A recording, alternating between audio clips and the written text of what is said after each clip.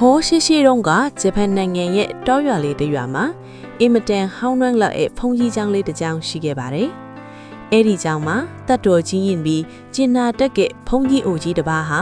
တပါးတည်းတရားအားထုတ်ရင်းနေထိုင်ပါတယ်။ဖုန်ကြီးကျောင်းလေးဟာစင်ရဲလွတ်လို့အမိုးတွေပေါက်နေပြီးနေရန်တွေလည်းဟောင်းလောင်းဖြစ်နေပါတယ်။မိုးရွာရင်ကျောင်းထဲမှာမိုးရေတွေဆိုးရွှဲနေတတ်ပါတယ်။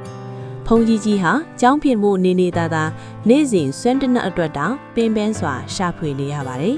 ။ဒီနေ့မှာတော့ကျောင်းဝင်းထဲကိုအယောင်၃မျိုးဆက်ကယ်လီကိုကျောင်းကလေးတစ်ကောင်ရောက်လာပါတယ်။ကျောင်းကလေးဟာပိန်ဝီပြီးစားလောင်နေပုံရပါတယ်။ဖုန်ကြီးကြီးဟာကျောင်းကလေးကိုမြင်တော့တနာကယူနာတက်မိပါတယ်။ဖုန်ကြီးကြီးမှာရှိတာဆိုလို့သမင်းလုံးလေးနည်းနည်းပဲရှိပါတယ်။ဒါပေမဲ့သူကအဲ့ဒီသမင်းလေးကိုနှစ်ပုံပုံပြီးတပုံကိုကြောင်ကလေးကိုကျွေးလိုက်ပါတယ်။စားပါကြောင်ကလေးရဲ့မင်းလဲစာနေမှာပေါ့လို့ကျင်းနာစွာပြောပါတယ်။ကြောင်ကလေးကိုတာမာလို့အမိပေးပြီးကျောင်းမှာပဲမွေးထားလိုက်ပါတယ်။တာမာဟာကျောင်းတော်မှာပျော်ရွှင်စွာနေထိုင်ပါတယ်။ဖုန်ကြီးကြီးတရားအားထုတ်ခြင်းဆိုရင်ဘေးကနေငြင်းငြင်းလေးထိုင်နေတတ်ပါတယ်။တာမာဟာအင်မတန်ထက်မြက်ပြီးကျေးဇူးတည်တဲ့ကျောင်ကလေးဖြစ်လာပါတယ်။ဒီနေ့မှာတော့ကောင်းကင်ကြီးမှောင်မိုက်လာပြီးပြင်းထန်တဲ့မိုးသက်မုန်တိုင်းကြီးကြားရောက်ပါတော့တယ်။မိုးသက်မုန်တိုင်းကြားရောက်နေစဉ်မှာပဲအင်မတန်ချမ်းသာတဲ့တတိကြီးတစ်ယောက်ဟာအနီးအနားကဖြတ်သွားရင်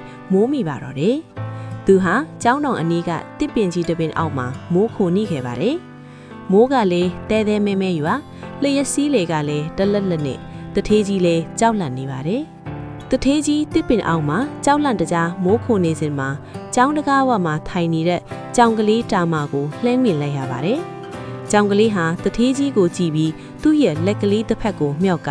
လက်ရက်ခေါ်စီသလိုမျိုးလှုပ်ပြနေပါတယ်။တထေးကြီးဟာအံ့ဩသွားပြီးဒီကြောင်ကလေးငါ့ကိုခေါ်နေတာလားလို့တွေးမိပါတယ်။တထေးကြီးဟာကြောင်ကလေးရဲ့ခေါ်ဆောင်မှုကိုစိတ်ဝင်စားသွားပြီးတစ်ပင်အောက်ကနေထွက်လာက